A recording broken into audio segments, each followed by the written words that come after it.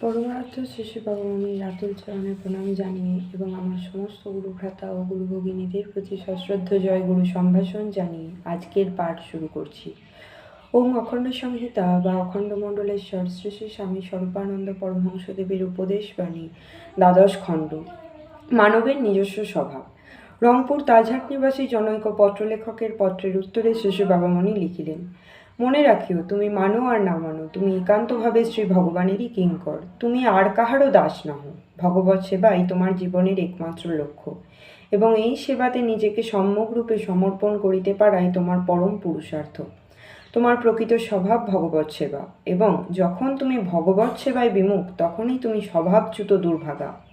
কতজনে কতভাবে তোমার নিকটে তোমার কর্তব্য কার্যসমূহের তালিকা আনিয়া উপস্থাপিত করিবে, কিন্তু কোনো কর্তব্যই তোমার পক্ষে কর্তব্য নহে, যতক্ষণ তাহাকে ভগবৎ সেবারূপ বৃহত্তম কর্তব্যের অনুগত করিয়া লইতে না পারিবে।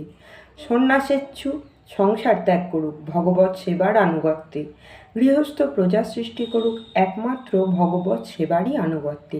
কাঠুরিয়া কাঠ ফাড়ুক, মাটিয়াল মাটি কাটুক, ঘরামিরা বেড়া বাঁধুক, কুলিরা বোঝা বহুক, হাটুরিয়া হাট করুক এবং মাঝি মাল্লা নৌকা চালাক, একমাত্র ভগবৎ সেবারই আনুগত্যে।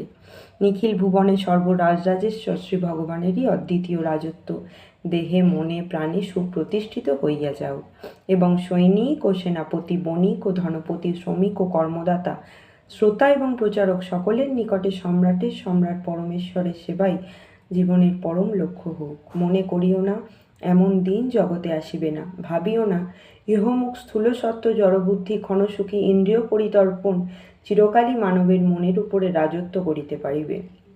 স্বর্গ রাজ্য সন্নিকট, এই বিশ্বাস অন্তরে পুষিয়া তুমি তোমার আপন স্বভাবে সুপ্রতিষ্ঠিত হইতে চেষ্টিত হও। জলপ্রবাহবৎ সময় চলিয়া যাইতেছে, একটি অনুপলও বৃথায় বহিতে দিও না। জয় গুরু।